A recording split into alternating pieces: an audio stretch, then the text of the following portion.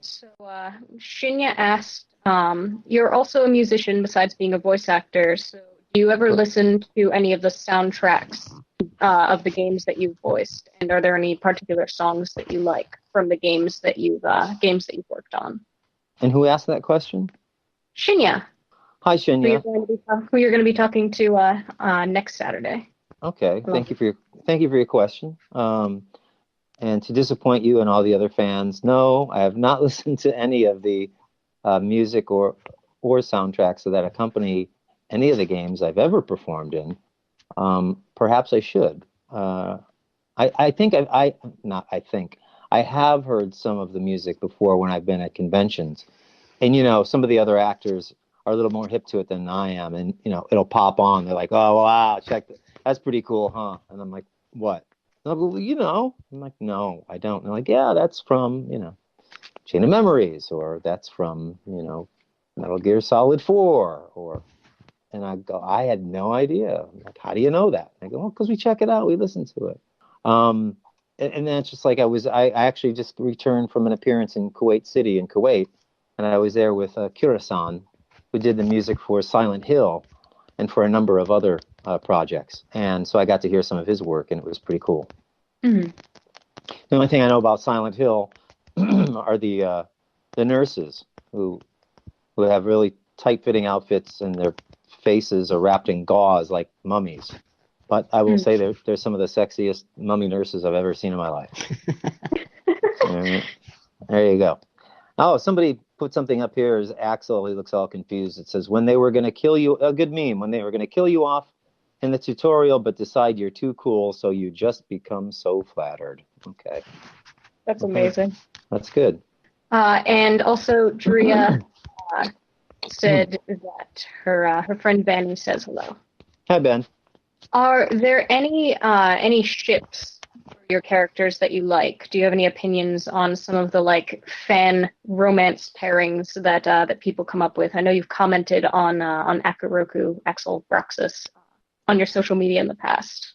Oh yeah, I think I did probably a long time ago. Yeah, no, I really don't have an opinion on it. Whatever makes you happy, I guess. Fans can have all their. I think fan is the base, isn't it? The base word in fantasy, isn't it? Mm-hmm. Or fantastic. If someone has fantastic or fantastical thinking, it's something beyond reality. It is fantasy. So that's all I can say about that. Because it really it doesn't enter my consciousness. It's not part of the realm of my character's existence. Yeah, I guess I don't get it, but that's okay. I guess I'm not supposed to get it. Does that make sense? Yeah, it's not something that you see as being important to finishing your performance and doing your performance to the best of your ability. Oh God, no. In fact, it has nothing to do with it. Zero to do with it. Yeah. Because as I've said before, they're dear friends. That's it. There's a friend. There might be a mentor relationship there with Axel and Roxas. Sometimes, and they've also been at odds. So I find it difficult to see that they would be a couple. There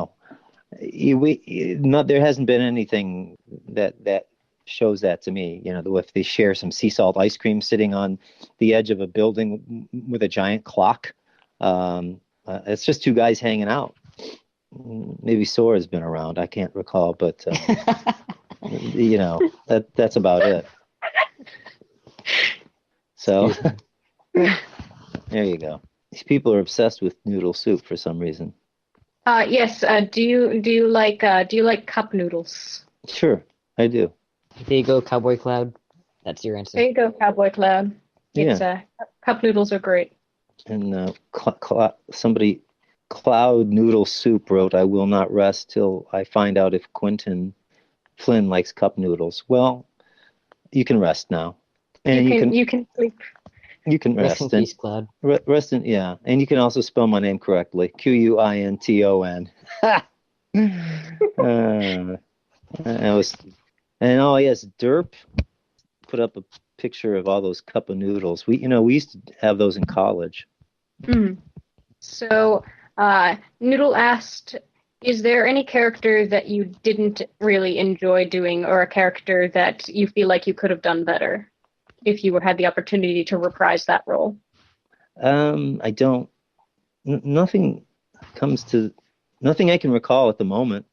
I mean, if somebody had recordings of everything I've ever done and then played them back for me, maybe, but doubtfully. Like I said, what it usually comes down to is when I'm in a session with a good director, like Dara O'Farrell. It's a wonderful Irish director, Irish Mm. American, I would say. Um, we have a flow, just like I do with Keith Farley, who's directed me in a number of series and is a great actor himself. And when it flows and it works, everybody's happy. The only time I would have a problem with it and somebody played it back for me would be when I have been with a director who doesn't have a real good handle on what they're doing and perhaps has directed me into a performance that I'm not happy with. Hmm. And I can only think of one or two situations, but fortunately I can't think of the project or the director's name. So there you go. So, DJ Mako asked, what was the most challenging part of playing Axel? Gosh, I don't know. I don't know if there is one. It's just sometimes timing. That's about it, because sometimes they need it in a certain amount of time. So I have to give a performance, but I may be limited by the amount of time that I have, within seconds. So that the challenge comes in knowing I have to deliver this performance within this short period of time and yet nail the performance, making it sound natural and nailing the emotion without sounding like I'm limited by time. It all has to work together. It needs to sound natural so that you get what looks like a perfect back and forth between the characters when it's playing on the Exactly. screen. Yeah. So it's a time. That's the biggest challenge. Nailing a performance within a certain amount of time. So it's a skill, It's rhythm, it's timing, it's musical, and it's math all together at the same time with your internal time clock. And someone just put up a killer graphic of Axel as the Artsy Joker. made a beautiful. That's an amazing edit. Yeah, well done. That's fantastic. Well done, Artsy. So, Erie asked, what was your favorite character growing up? And did you try and practice or imitate their voice? My favorite character growing up, did you say, or actor? Character. Oh, it was Spiderman. And yeah, I did. And fortunately, I got to play him. So there you go. Kind of like a dream come true there. Yeah, definitely. Although I will say I wanted to play him more. And, someone might say, oh, that's your ego talking. But truthfully, I thought, I'm the ultimate Spider-Man. Therefore, I should be Spider-Man all the time. And that's my opinion. And I will tell you, my opinion was so strong. Now, the director didn't know this at the time, but when we were going through these scenes and I was being redirected through some of these lines, internally I was angry or irritated because I know how Spider-Man would have delivered the lines based on all the comics I read growing up, the original cartoon series, and I wanted to give them a different performance that I, as in my head, as writer, director, producer, audience, would see as being better or the right way to do it. But I had to let go of that and just do what they wanted. And ultimately, I ended up talking to a number of people who've played Marvel's Ultimate Alliance and me as Spider-Man, and many people said, wow, we loved you, or you were my favorite Spider-Man. So apparently it came out in it and I did my job. I think that it's funny that that you do feel a connection with the character of Spider-Man, because the weirdest writing request that I've ever gotten was somebody wanted me to write a brief like ship like fic fan fiction that was Spider-Man and Lee. Oh my So god. that is something that is something that I have in fact written.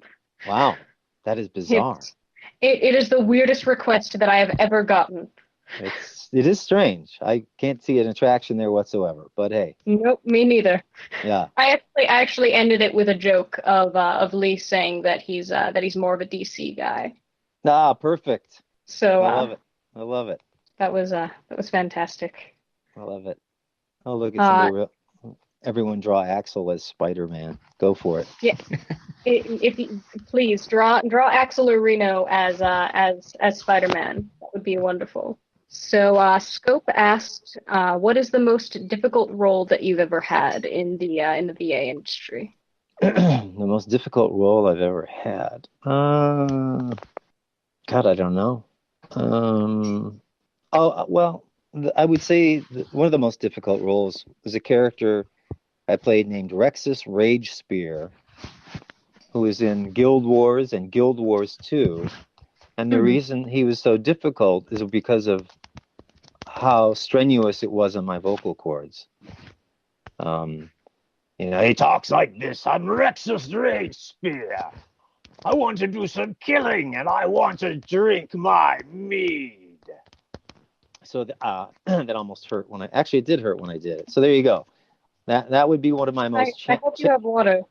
I don't, but I'll get some. That was that was one of my most challenging characters. And like I said, aside from that, only when I've had to deal with a difficult director. In one or two cases. Once it was a video game. Another time, I was doing a commercial for the candy bar Twix, and this came out years ago. This is back when Rosie O'Donnell had a talk show. And the reason I remember is because I did this commercial, and it was Twix, 2 for me, none for you. And they released it in a little sound chip and put it inside of Rolling Stone magazine. And she apparently had a subscription to Rolling Stone at the time, had gone to sleep with it, fell asleep, rolled over at some point on it, and woke up hearing my voice. She didn't know it was Quinton Flynn, but I did. And she heard, Twix, 2 for me, none for you. The reason I bring that up is because in that recording session, I think I did about 47 takes. And that's not just one take each, it's about 3 takes each. So somebody else do the math. 5 times 3 is 150. I mean, they had me there for like 2 hours giving them takes. And ultimately, in the end, they used what I did in the beginning. And they had me do it in an American voice. They had me do it in a British voice. They had me do a high voice. They had me do a low voice. A voice here, a voice there, a voice like this, a voice like... They didn't know what they wanted, except to make my life a living hell and irritate me when they had exactly what they needed in the first 10 minutes.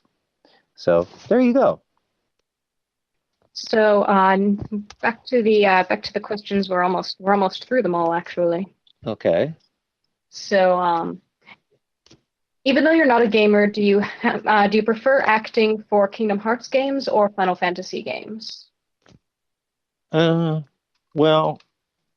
to me, it's all acting. So I don't necessarily have a preference, except I've done a lot more for the Kingdom Hearts series, obviously. And, I was told that they're going to be remaking Final Fantasy VII. And people asked, well, will Reno be in it? And I said, I hope so. And will I get Well, to... he was in the original game. He was pretty prominent in the original game. So I'd be surprised if they took him out. Then that is on purpose, and you need to riot. Yeah, I haven't heard anything about it, and I would hope that someone, watched Final Fantasy VII Advent Children and knew who those of us who played the characters and thought enough of us that they might give us an opportunity to reprise our roles. To me, that's the right and decent thing to do. In some instances, production companies, producers, for some reason, want to reinvent the wheel and hire other actors, and that always bothers me. But there's not much I can do about it. So send your emails, your tweets, your messages in, folks. Get them on board and tell them you want Quinton Flynn back as Reno for Final Fantasy VII, the game. You heard that, guys. Grab your pitchforks. That's it. Do Grab it. your pitchforks. Time to riot. That's it. Start a fire. So Yemi asked, "How good are you at time management?" Which, considering you were just talking about having to work within time constraints, I'm going to assume that you're pretty good at it. I'm good at it when it comes to anything I'm doing artistically, within a certain amount of time. I have no problem with it. But when it comes to life, my time management skills are pretty poor. Yeah. I think that goes hand in hand with being an artist, although I could be wrong, but that's just my opinion. No, as an artist, I'm sure that a lot of the people in this chat can attest to that. Yeah. Riot, So, riot. Yep, they're all starting their riots. Excellent. So Blep asked if you watch anime, and if so, what is your favorite one? I don't. I've only watched what I've worked on over the years, which has been Naruto, Bleach. What else did I do? I played Dr. Riddles and Victor Ream in Zatch Bell, and even though that wasn't a particularly popular anime series, I loved it. I loved my character, Dr. Riddles, because he was a bit of a sadist. And Victor Ream was one of the most ridiculous characters I've ever played in my life. He was a man who was in the shape of a giant V. And because whatever storyline they had in Japan didn't translate so well into English, they had to make up a song for him as he was juggling these watermelons. And so they called it, or maybe they weren't watermelons, maybe they're actually honeydew melons. Either way, they were melons. So somebody wrote this song called Very Melon. And here I am singing about melons as I'm juggling them, and it just made no sense, but it was hilarious. So it sounds like a lot of fun. You also not anime related, but you also did I think half of the cast of My Life as a Teenage Robot. Oh yeah. I love that. Show. I love that. Yeah, I got to play Sheldon. I was also Don Prima, the prima donna, and as well as Silver Shell, the metallic superhero that Sheldon created hoping he would win the affection of Jenny. And he didn't. And you're right. I played a world of characters, and we were all disappointed when it disappeared and never came back. It's such a good show. I agree. I'm so glad you brought it up. Peaches asked, "What's it like to be a voice actor? What about it do you think stands out from if you had pursued a different kind of career?" What stands out as opposed to pursuing a different kind of career? Yeah, what is unique about being a voice actor as opposed to if you had done something else? Oh, well, I guess what's unique about it, although it's changing now because of social media and the interests of people everywhere, which I love. It used to be completely anonymous in terms of, nobody knew who you were. That has changed a lot, and then thankfully, because we're having this great interview as a result of that. And I'm grateful, very grateful. But it's still a largely an anonymous profession. I can go anywhere, and unless somebody really knows my work or recognizes me from a convention or seeing me on social media, I will not be recognized. And then if a friend or family member of mine is trying to explain what I do to someone, they really don't know how to explain it. And then whomever they're trying to explain it to doesn't really get it. So I will say it's an odd thing in that it's such a niche market and job. Most people in general, I will say, aside from the two of you and our audience, largely don't understand it when you say, oh, this person's a famous actor. What have I seen them in? Well, you haven't seen them, but you've heard them. They're voice actors. What is a voice actor? You know. So what's different about it is, like I said, the anonymous factor, which can be good for a private life, but is a bit of a drag because in the world of quote unquote celebrity entertainment and what advertisers like, they like recognizable people, and they like to hire them for projects so that they think that the projects will sell better with a celebrity or notable person attached to a project. Well, if the project's good, it's going to sell. If a project's crap, it's not going to sell. Anyway, so that said, that's just a byproduct of your question. And the upside is I love what I do when I do it. The downside is having to be available to audition 5 days a week. And I don't always want to audition. Like any other human being, I don't always want to go to work. Do you know what I mean? Yeah. And so if my job is to audition, and there's some things I audition on that aren't so great, or like I may audition 10 times or 15 times the amount or 20 times the amount or more than the amount of jobs I get. Maybe it's 50 times the amount. It's crazy. But it's kind of like this. If someone has a job, pick a profession, it doesn't matter what it is, and you get your job and you have your job and you stay at your job, right? Okay, well, imagine if you got your job, let's say, I don't know, it doesn't matter what the profession is. If you're an accountant, it doesn't matter if you're an accountant or if you work at Walmart.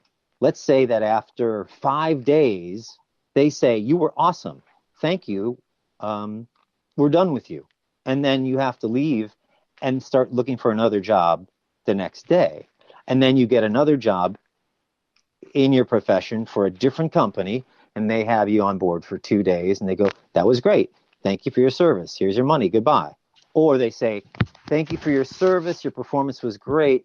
You're going to get your money in 30, 60, or 90 days. And if after that you don't get it, you're going to have to chase us down for it. That's the downside to being a voice actor or actor.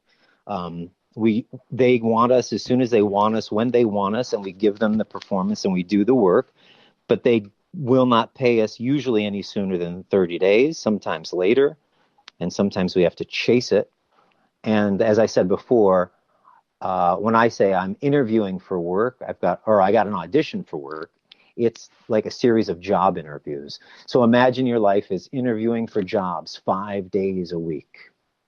And people think that I guess I just get to pick a role, or people just give me roles. Well, the only time I'm given a role is if it's an established role that they want me to reprise a role. And sometimes if I'm lucky, I may get assigned a role if someone's doing a project and they think of me. But most often we have to audition. So that's one of the greatest challenges, and it kind of messes with your head because you start to think, am I worth it? What am I doing? I should be working more. And if you're out of work, you're like, oh my God. It starts to affect your self-esteem, and if you are a slightly sensitive and emotional being like I am, and many artists are, it can be very troublesome. Right, because not only are you in a sea of people and you don't know if you're going to get anything for, I imagine that it takes a while for them to do callbacks because they're usually calling in a bunch of people for a bunch of different things. And It go does, through yeah. all of that. Correct, yeah. So you go out every day and you do all of this work, and then you come back to essentially nothing for a while, and you don't know. You probably auditioned for so many things that you don't even remember that you auditioned for certain things. It's true. It's true. And the thing that's disappointing is I may audition on something that I love, or that I really feel I nailed, and then not get it or never hear back about it. And then that is such a bummer. It's when you go, what? How did I not get it? And what I've come up with, and this is what I tell people, is it's about selection, not rejection. If I'm selected for a role, it's because they like They want whatever it was I did, they believe that was best suited the role.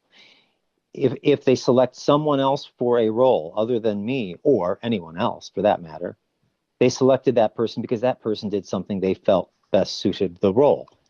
Does it mean the other performers were inferior? No, not at all.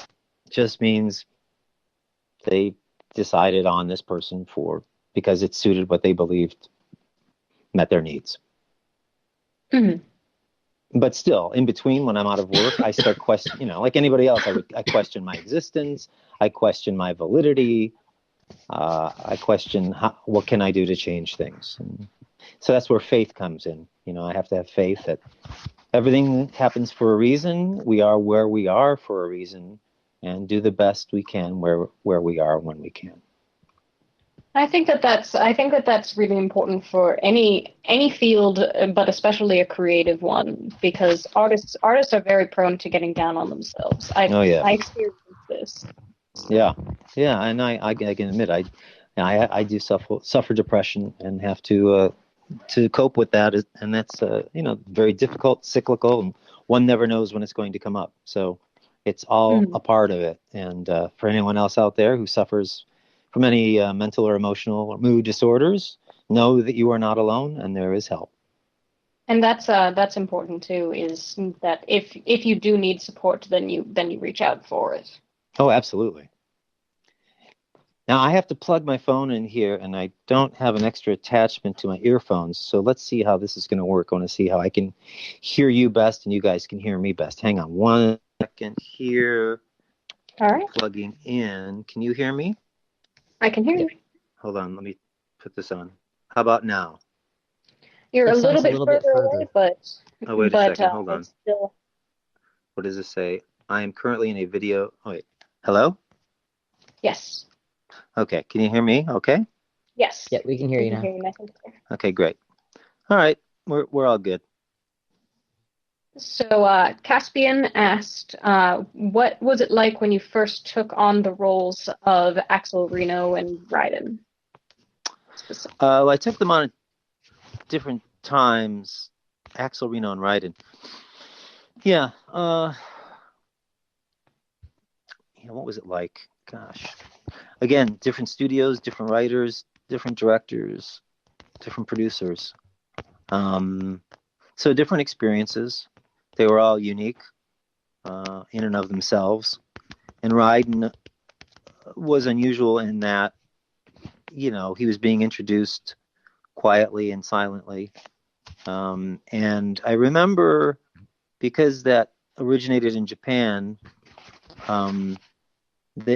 at the time, technology was, I remember sitting in a studio with David Hayter, where Raiden, he played Snake to my Raiden, and we were doing a dialogue where we were watching what looked like waveforms and kind of a visual track of lines, and I mean like visual lines across the screen. It wasn't a picture. It was like when you're recording, and you hit play record, and you see time going by with colors. There were like color bars. So we had a certain amount of time in which to record the dialogue we were doing based on the original dialogue that had been recorded in Japan. So that was strange. That's what I remember about that. Was that the first Japanese original property that you worked with? Was Metal Gear? Oh, good question. Well, I think that was in 2001. Mm-hmm. So if that predates Kingdom Hearts. Yes, because the first Kingdom Hearts game that you appeared in was in, I believe, 2003 or 2004. Okay, well, and Final Fantasy was not far away from that, or was it? Was it 2007 actually? Or maybe 2006 and 2007 for Advent Children. Yeah. So see, they were a few years apart. That might have been the first Japanese production I was in. Well, it was as far as a video game goes. Yeah. Yeah, and The nice thing about that, though, at the time, is we did some ensemble work. So I remember acting with Rose and the Colonel, and some of the other characters. I actually remember sitting and acting with them. So it was great. And I can't remember, was Jennifer Hale in that game as well? Maybe I'm wrong. Maybe she wasn't. I don't know. Jennifer and I worked on a lot of things over the years together. But I will say that, yeah, that Metal Gear Solid 2, I got to work with a lot of people in the cast, and up to 3 of us in a room, which was great. And then when we did Metal Gear Solid 4, what I remember the most about Metal Gear Solid 4 was working with Phil Lamar, and he was Vamp. And so that was a lot of fun because he and I also are improv comedy guys, and we love doing impressions. So we had a lot of playful banter. And yeah, going back to the original question, since I did those roles 3 and 4 years apart, generally speaking, they were all different experiences, different producers, different writers, different studios, different characters. But as Axel, I worked alone. As Reno, I'm trying to think if Crispin and I did Reno and Rude together. I have a feeling we did. I mean, maybe I'm wrong, but I do. I remember working with Crispin at this one particular studio in Los Angeles, actually in Burbank. So I want to say that we did Final Fantasy together. And if we didn't, then he and I worked together on something else in the same room, which, again, very unusual, but very nice when it happens. It usually happens with... I'm sorry? Because you get to actually bounce off of each other. You get to actually reflect off of each other. Yeah, exactly. Usually that happens with original cartoons in America or here in the West, where you get to work in an ensemble. But aside from that, rare.